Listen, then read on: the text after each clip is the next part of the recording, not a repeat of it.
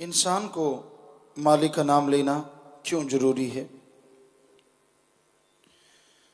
इंसान सोचता है अच्छा पढ़ा लिखा है, सारा साजो सामान, घर परिवार, बाल बच्चे सब कुछ है, मैं क्यों राम का नाम जपूं? क्या जरूरत है राम के नाम की? क्यों ईश्वर की भक्ति इबादत करूं? इंसान के पास सब कुछ हो, धन दौलत, जमीन जायदाद, बाल बच्चे, परिवार, पर क्या आपके पास ऐसा कुछ है जो फ्यूचर में, आने वाले टाइम में, जो आपको बीमारी लगने वाली है, घर में नुकसान होने वाला है, परिवारों में कोई ना कोई बीमारियों का पहाड़ टूटने वाला है, क्या आप उसे एडवांस में रोकने का कोई उपाय कर सकते हैं जिससे पैसा बच जाए और आदमी बीमार ना हो? कितनी बढ़िया बात कि बीमार ना हो, ऐसा सोचा जा सकता है। तो इंसान कहता है ऐसा तो हो ही नहीं सकता। जी हां, ऐसा हो सकता है। अगर आप राम का नाम जपें तो आने वाले पहाड़ जैसे आपके कर्म कंकर में बदल सकते हैं। भयानक से भयानक बीमारियां जरा सी बीमारी में बदल सकती हैं, तब्दील हो सकती हैं। लाखों रुपए भी बच गए जो इलाज पे लगने थे।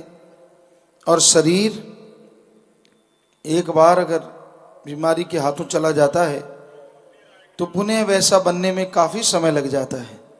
कितनी देर चारपाई पे रहना पड़ा, फिर कहीं जाके दोबारा से शरीर उस काबिल बन पाता है। तो अगर आप ईश्वर का नाम जपें, अल्लाह वाहिगुरु मालिक की भक्ति इबादत करते रहें, तो आने वाले ये भयानक बीमारियां, आने वाले ये भयानक कष्ट पहाड़ से कंकर में बदल जाएंगे।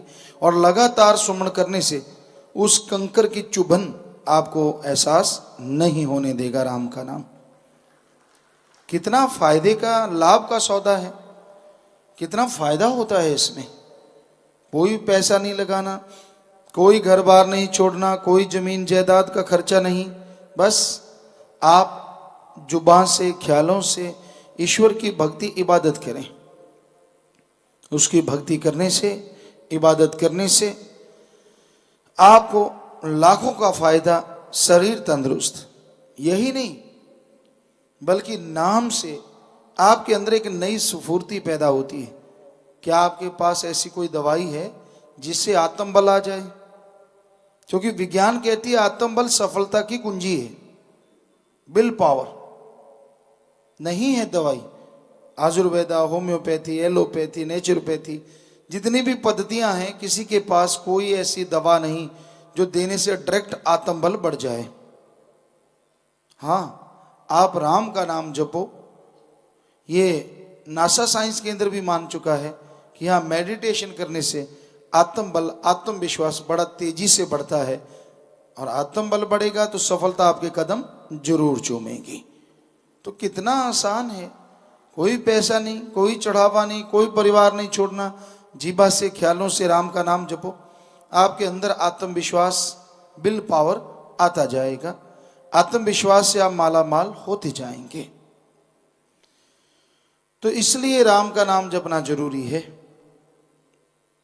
आप गमगीन हो जाते हैं, टेंशन में चले जाते हैं, मन आप पे हावी हो जाता है, नेगेटिव नेगेटिव नेगेटिव नेगेटिव, हर टाइम विचार चलते रहते हैं, उनसे आप दुखी हैं, आपके संगी साथी, परिवारजन दुखी हैं।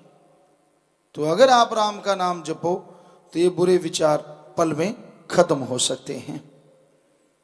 जब भी बुरे विचार उठने लगे, नारा लगाइए, पानी पीजिए और 5 से 10 मिनट ही सुमन कर लीजिए। 80, 90, 95% तक विचार आपके काबू में आ जाएंगे। फिर और थोड़ा सुमन कर लीजिए तो बिल्कुल विचार काबू में आ जाएंगे। कभी ये देखा, कभी वो देखा, कभी इस पे डुल गया, कभी उस पे डुल गया। अपनी भक्ति, अपनी सेवा बात बात पे कटवाते रहना, बात बात पे खत्म करते रहना, ये कहाँ की सियाणप है, कहाँ की समझदारी है? और इससे मिलता क्या है? क्या मिल जाएगा आपको?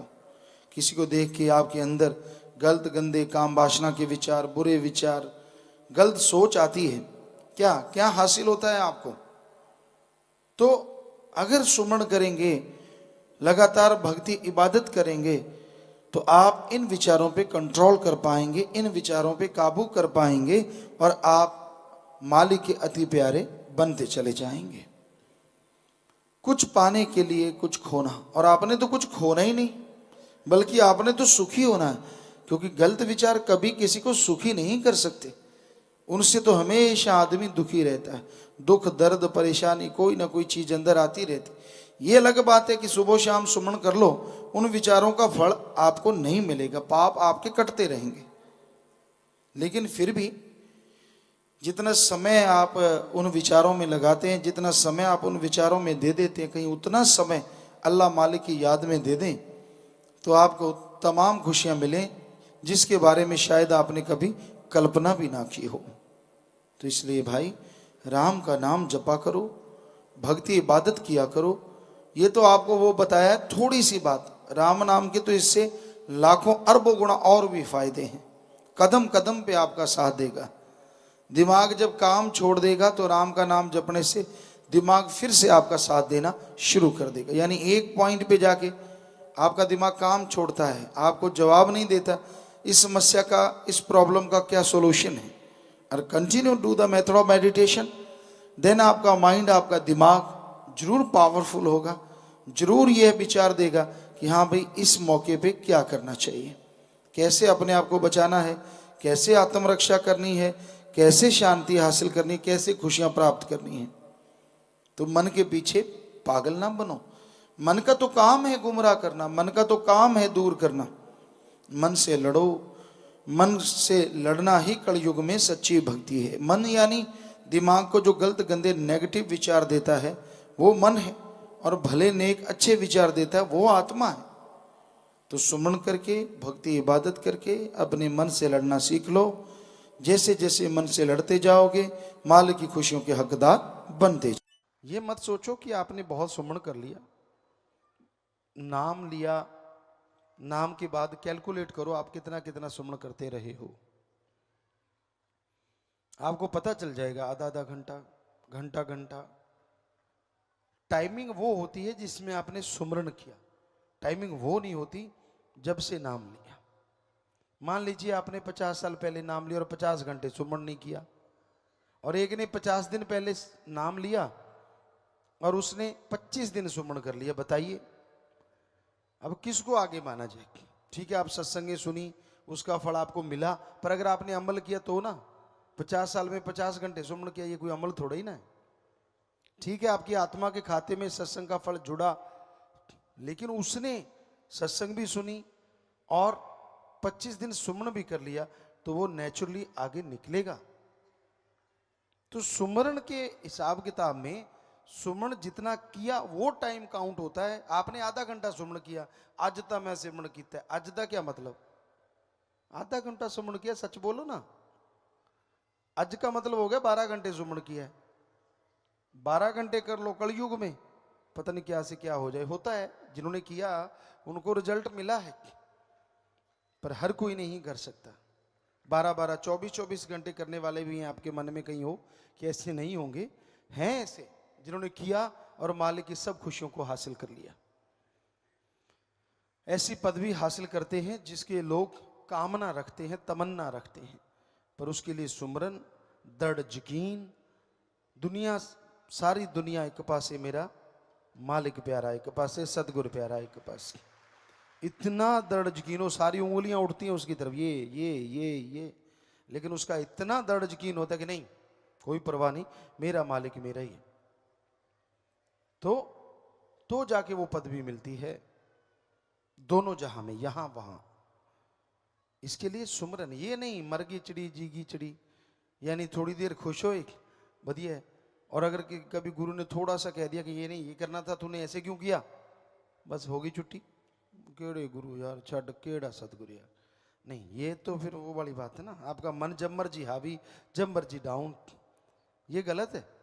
एक रस, दृढ़ यकीन के साथ आगे बढ़ते जाओ कि हाँ, सतगुरु पे दृढ़ यकीन है तो है, चाहे कोई भगवान भी खड़ा हो जाए। जैसे सहजो भाई ने कहा था किसी ने कहा भगवान बात करना चाहता है, तो वो हंस पड़ी।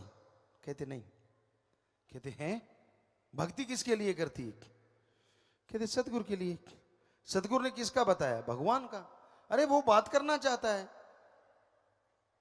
कहती भगवान ने अगर बात करनी है ना, सतगुरु बन के आ जाए, बात कर लूंगी, क्योंकि मेरा भगवान तो मेरा सतगुरु है। कहने से नहीं, वास्तव में ऐसा दृढ़ यकीन हो, आदमी के कहीं अड़चन आ जाए, इम्पॉसिबल, कल्पना भी नहीं हो सकती, अड़चन तो आनी दूर की बात। धन धन सतगुरु तेरा ही आशा। सभी साध संगत जी से निवेदन है कि मेरा चैनल जरूर सब्सक्राइब करें जी। धन धन सतगुरु तेरा ही आसरा।